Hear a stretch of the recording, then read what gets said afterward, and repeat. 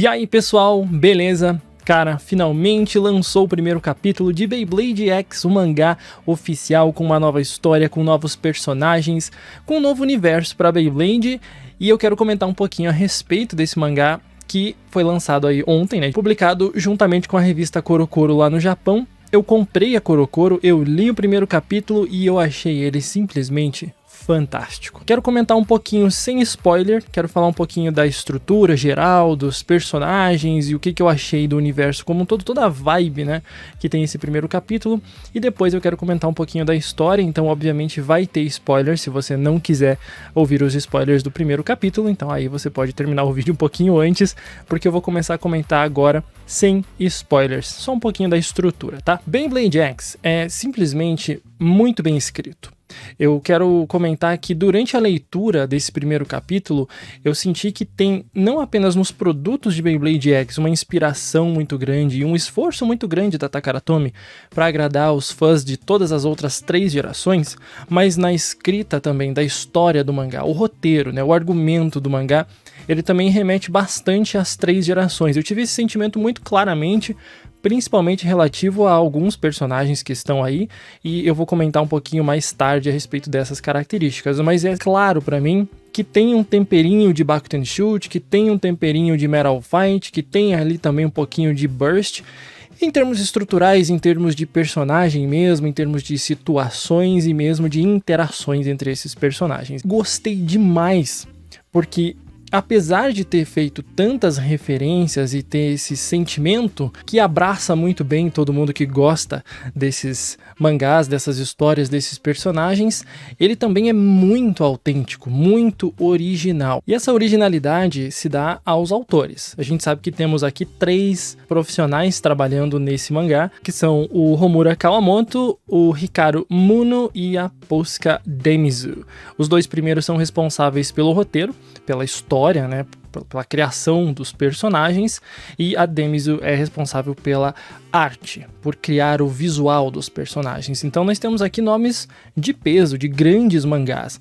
Os 2 primeiros são autores de Kakegurui e High Card, enquanto a Posca Demizu é a artista que fez Promised Neverland. Então são muito populares. Em termos artísticos, não deixa a desejar em ponto nenhum. A primeira coisa que eu pontuei quando comecei a ver as artes que foram saindo do mangá, os personagens e tudo mais, aos pouquinhos a CoroCoro foi revelando pra gente, tive a impressão inicial de que era muito menos CoroCoro e muito mais Shonen Jump. Esse mangá, inclusive, claramente podia estar na Shonen Jump, porque ele tem uma história muito agradável, tem uma arte muito distoante daquilo que a gente vê normalmente na CoroCoro, que geralmente é uma arte mais simples, mais voltada para comédia, um pouquinho menos compromissada. A gente tem aqui grandes obras na CoroCoro, a gente tem Duel Masters, a gente tem também os mangás de Beyblade, que tem um foco muito maior no hobby, e o público-alvo parece ser um pouquinho mais velho, mas dessa vez Beyblade X está um nível acima, vamos dizer assim. A construção do universo também de Beyblade X, eu acho que é muito importante a gente pontuar que não é fantasioso, ele é muito, muito pé no chão, já que Beyblade X está indo nessa pegada de Gear Sport, que quer trazer um jogo mais competitivo, que quer que as pessoas entendam o jogo e tenham inspiração para jogar. Eu imagino que os autores tinham isso em mente ao criar a história. Então eles criaram um universo, todo um mundo em que é muito mais pé no chão. Pelo menos nesse primeiro capítulo, não vi resquícios de fantasia em momento nenhum.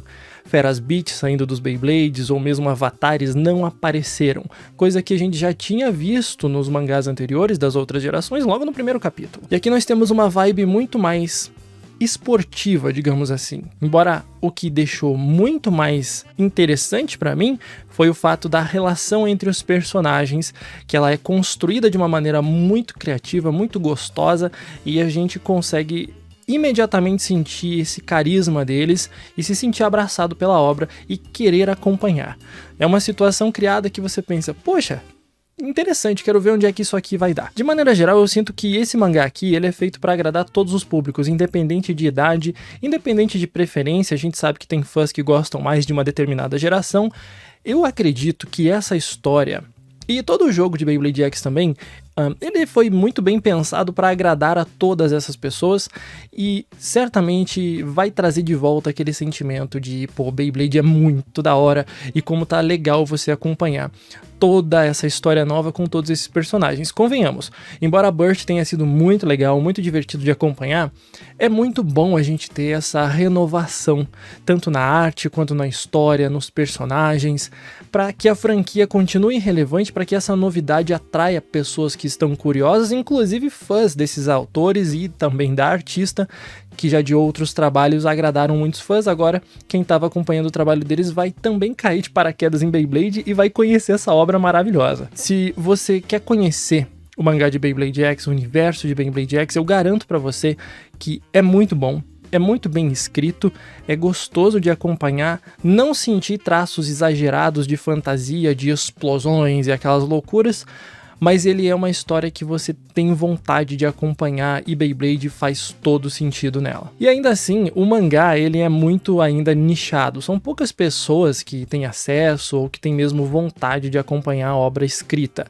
Portanto, eu posso dizer que algumas pessoas que conheço já estão muito empolgadas com o mangá de Beyblade X. Eu fico muito feliz de saber isso, principalmente porque mantém a chama acesa para você continuar acompanhando o hobby, para você continuar comprando e curtindo a obra de um modo geral. Ao mesmo tempo, eu sinto que quando o anime estrear, lá para outubro, a gente vai ter uma explosão ainda maior de fãs. Pessoas que vão conhecer Beyblade, pessoas das antigas que vão ter curiosidade de conhecer essa série nova, pessoas que vão assistir descompromissadamente, só pra ver no que dá, vão se apaixonar pelos personagens, eu tenho certeza disso. Beyblade X tá fantástico, cara. E eu não posso continuar esse vídeo sem que eu dê alguns spoilers da história. Eu quero comentar sobre o que rolou nesse primeiro capítulo, então se você não quiser saber o que acontece na história, muito obrigado para você que assistiu até aqui, deixa um gostei, se inscreve no canal para não perder vídeo que publico todos os dias e a gente se vê numa próxima, beleza? Agora, para quem ficou, eu vou continuar porque eu quero contar um pouco dessa história, eu quero pontuar alguns detalhes que eu observei durante tudo o que aconteceu aí nesse primeiro capítulo e o que me fez lembrar as gerações anteriores. Eu acho que é legal a gente pontuar isso e fazer uma espécie de análise do mangá, né? A história, ela começa num momento em que é decidido o time campeão da Torre X, ou da X-Tower, que é o centro onde os Beybladers profissionais batalham. Eu senti uma vibe de leve de Hunter vs Hunter aqui, porque a gente sabe que tem a torre, que eles provavelmente vão subindo os andares, tem que derrotar todo mundo para chegar no topo e aí sim enfrentar os campeões. A gente vê a equipe campeã utilizando o Dransword, que muitas pessoas ficaram super confusas, afinal de contas é o Dransword protagonista, é o Hellscythe, por que o Dransword apareceu primeiro, por que ele é o BX-01 e ele é protagonista, ele é parte fundamental dessa história de algum jeito. Não ficou muito claro nessa introdução aqui exatamente como é que funciona essa relação com o Blader e o Beyblade, mas eu gostei de como eles utilizam os Beyblades não como algo espiritual, algo quase religioso ou algo lendário, não, eles são instrumentos, vamos dizer assim, para que você possa jogar o jogo, para que você faça parte desse esporte. E eu gostei disso, porque com certeza, com o tempo, esses laços que eles criam com seus Beyblades vai crescer. Afinal de contas, o nosso protagonista precisa ter o Hellscythe ainda.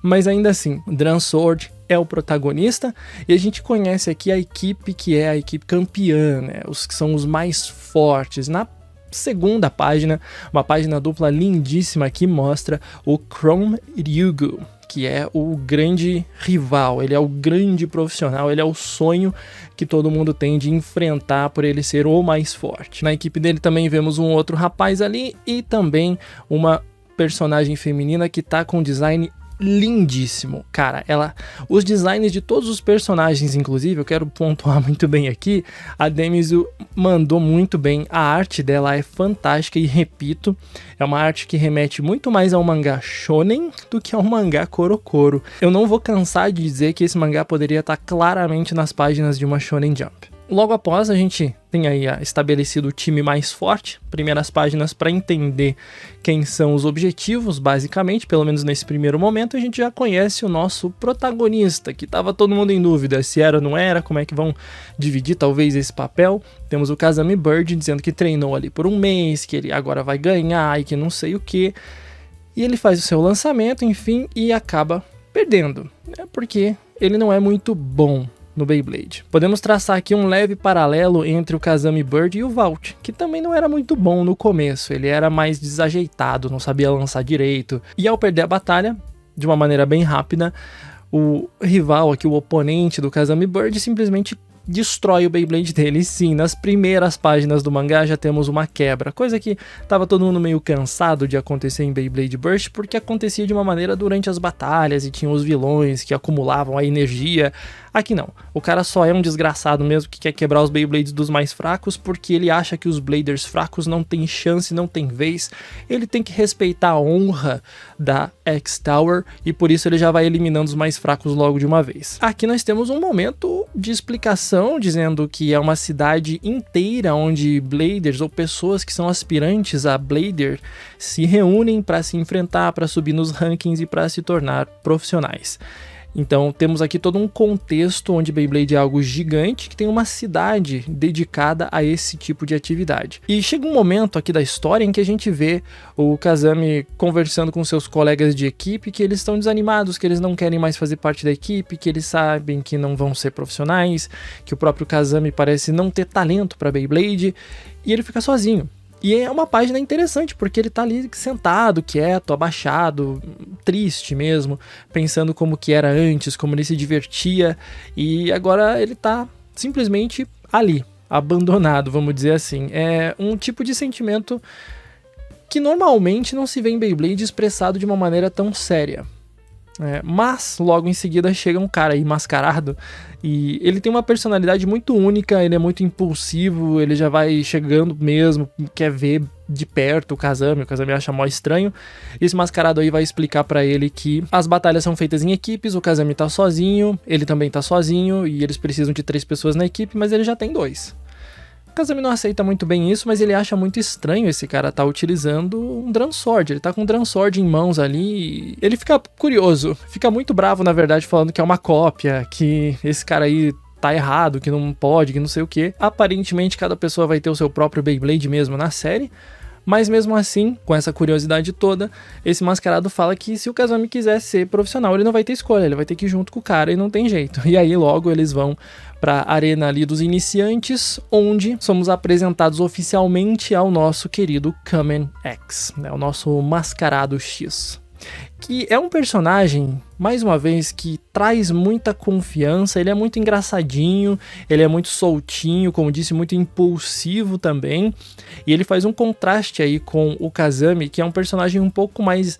Ele quer ser dedicado, ele quer ser bom, mas ele parece não ter tanto talento assim, pelo menos não por enquanto. Eu acho que o Kamen X viu no Kazami algo de promissor e que vai fazer com que ele se transforme e se torne mais forte futuramente, mas por enquanto temos o Kazami como um orelha, que a gente chama na história, que é aquele personagem que vai seguindo o protagonista, entendendo o mundo, mas não é bem assim, as coisas se misturam muito entre esses dois personagens, porque nós temos o Kazami como protagonista, ao mesmo tempo que é ele que apresenta mais ou menos o mundo Beyblade para esse Kamen X que apareceu, e as coisas se invertem de uma maneira muito interessante durante o capítulo. Mesmo assim, o Kamen X decide que ele quer batalhar de qualquer jeito com alguém e vai caçar uma treta aí. Logo ele vê o maluco lá que quebra os Beyblades dos outros, dos mais fracos, e ele fica impressionado e logo vai lá pra esse cara pra desafiar ele. E aí somos introduzidos ao time de malvadões que estão quebrando os Beyblades, que é o time Phalanx. Que, sinceramente... é o vilão básico de primeiro capítulo, só pra gente entender aqui a história e ver o potencial do nosso protagonista, ou dos nossos protagonistas, porque Kazami e Kamen X dividem o papel. Aí é feita toda a explicação de que eles estão aí eliminando os mais fracos pela honra da X-Tower, enfim, e o Kazami se sente ali meio traumatizado, porque afinal de contas ele teve seu Beyblade quebrado por esses caras aí. Fala pro Kamen X não se meter com eles, mas é o próprio Kamen X que fala, não entendi nada que esse cara falou, eu vou mesmo desafiar eles. E aqui entra um discurso muito legal, que é muito forte da personalidade e dos ideais do Kamen X. Ele fala que não joga Beyblade pra vencer, ele fala que joga pra se divertir, não depende de talento, de força, nem nada assim. Se é divertido, já valeu. Quem se divertir mais é o verdadeiro vencedor. E eu achei isso muito legal da parte desse personagem, que é extremamente importante, embora os outros discordem bastante e falem que Beyblade é um esporte, eles têm que vencer. É estabelecida uma batalha, o Kamen X fala pro Kazami que tá tudo bem, afinal de contas é um jogo, então vamos se divertir. Aqui nós temos, de uma maneira muito interessantemente escrita, a primeira batalha, a primeira reação, tanto do Kazami quanto do público, em relação ao Kamen X, em relação ao sistema de Beyblade X de um modo geral. Embora o Kazami esteja muito duvidoso a respeito do potencial do Kamen X, ele não confia que o cara vai vencer de um profissional, o Kamen X só fala para ele prestar atenção, e depois do lançamento, depois do Go Shoot, simplesmente num piscar de olhos o Beyblade do oponente está no ar, e é um corte, é uma cena tão bem escrita, tão legal, que faz com que a gente sinta que foi algo muito rápido, mesmo sem o movimento, né? Por isso que eu falo que o anime vai ser super interessante de ver, com a direção, com os sons, com a trilha, vai ser legal de ver. Todo mundo fica muito assustado, afinal de contas o Kamen X ganhou rápido demais, e aí vem o segundo desafiante, que antes de entrar na arena quebra o Beyblade do seu próprio colega de equipe, e isso já mostra muito da personalidade dele, e o Kamen X vai de volta batalhar com ele. Aqui a batalha é um pouquinho mais intensa, um pouquinho mais para entender o que aconteceu, porque no primeiro momento a gente tem toda aquela história de ser rápido e de não piscar de olhos. Aqui a gente vai entender melhor como que funciona as batalhas dentro desse universo de Beyblade X. É feita a explicação dos tipos de uma maneira bem orgânica dentro da história. O rival aqui, ele fala que o Beyblade dele é de defesa, enquanto o do Kamen X é de ataque, então o atacante pode vir com tudo que ele vai aguentar. Também tem uma coisa que esse rival aí desse primeiro episódio fica falando o tempo todo que ele treinou por 10 anos e não sei o que, e o Kazami cai na real, ele fala, pô, então eu aqui me achando com um mesinho só de treino, mas na real o cara aqui suou a camisa mesmo, se dedicou, e é isso que é um profissional, é isso que é você se tornar um jogador mais experiente.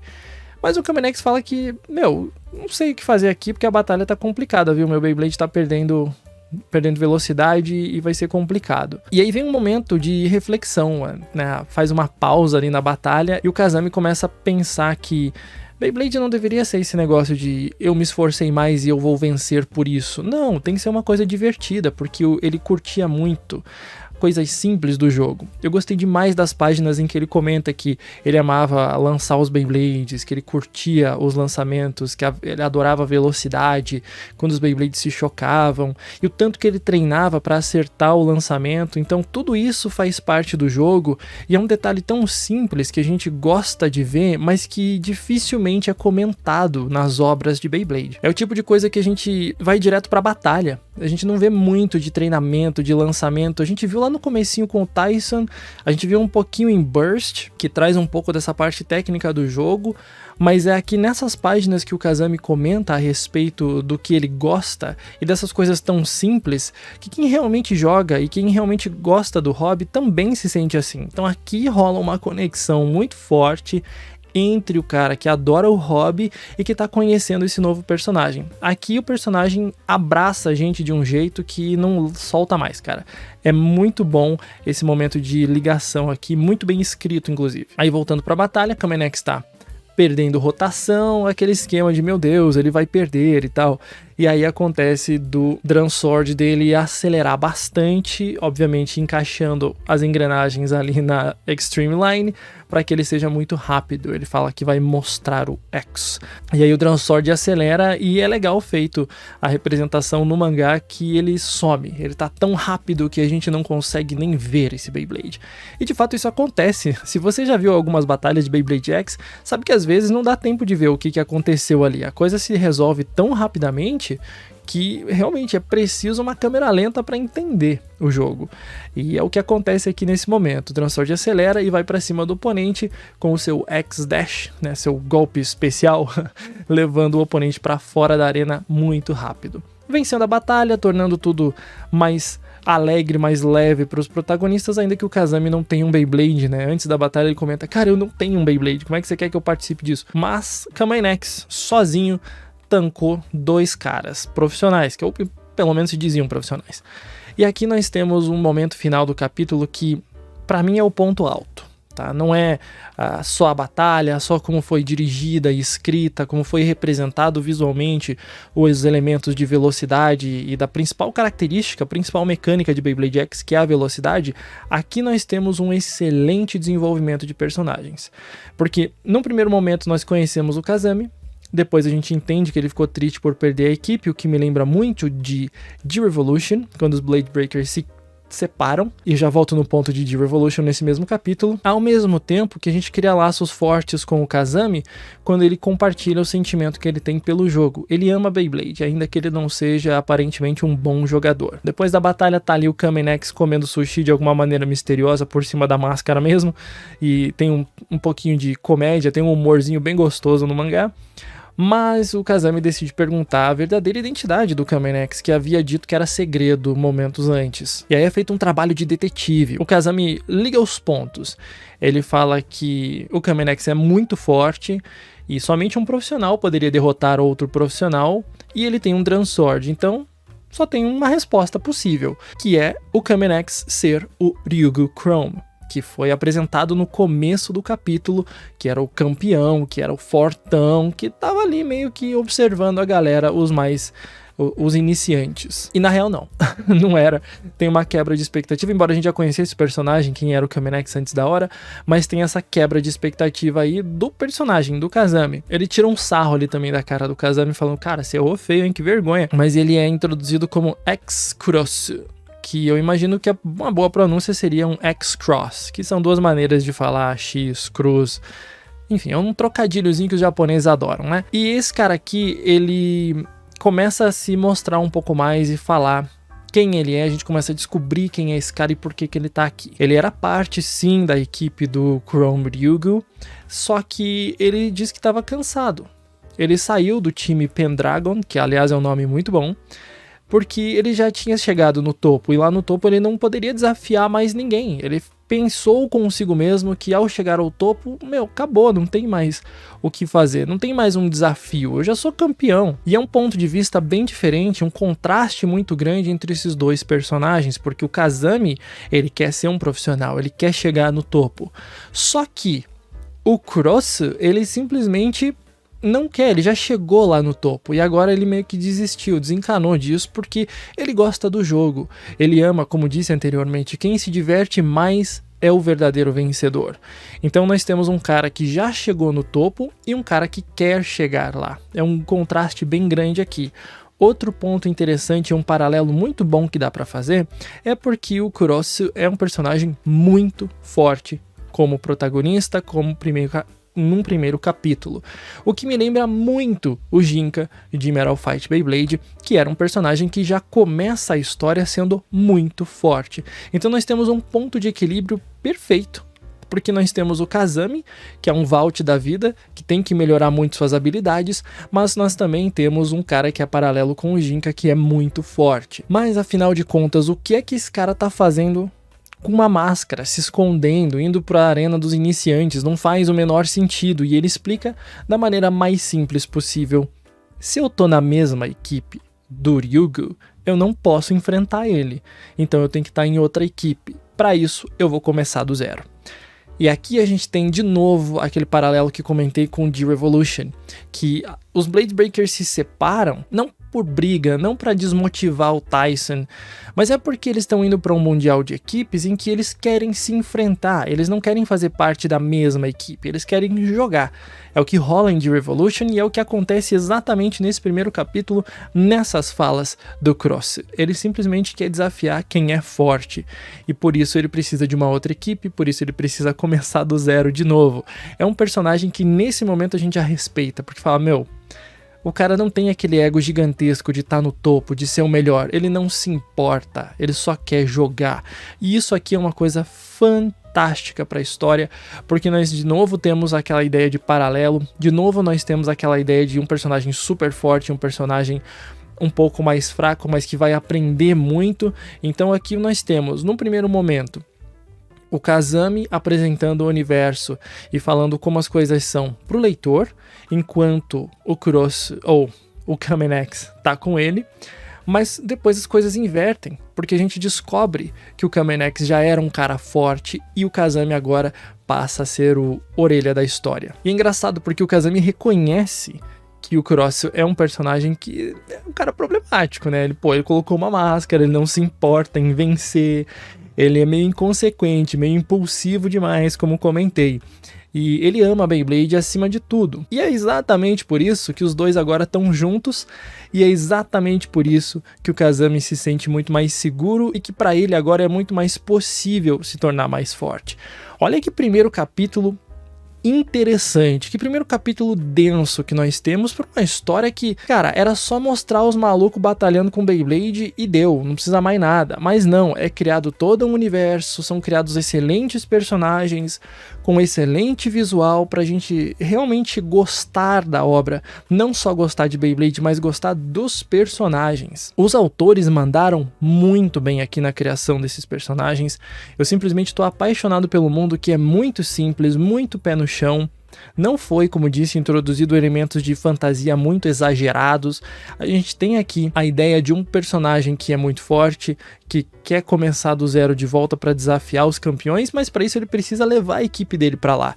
Só que diferente de personagens como um Free, por exemplo, que a gente vê em Beyblade Burst, que tá sempre entediado porque é muito forte, embora ele tenha tido atitudes muito nobres, de deixar o Bisson na mão do Valt, que era um iniciante porque ele viu potencial ali, nós temos um cara que é muito forte, mas ele tá apegado a um cara mais fraco que ele, provavelmente para levar eles ao topo.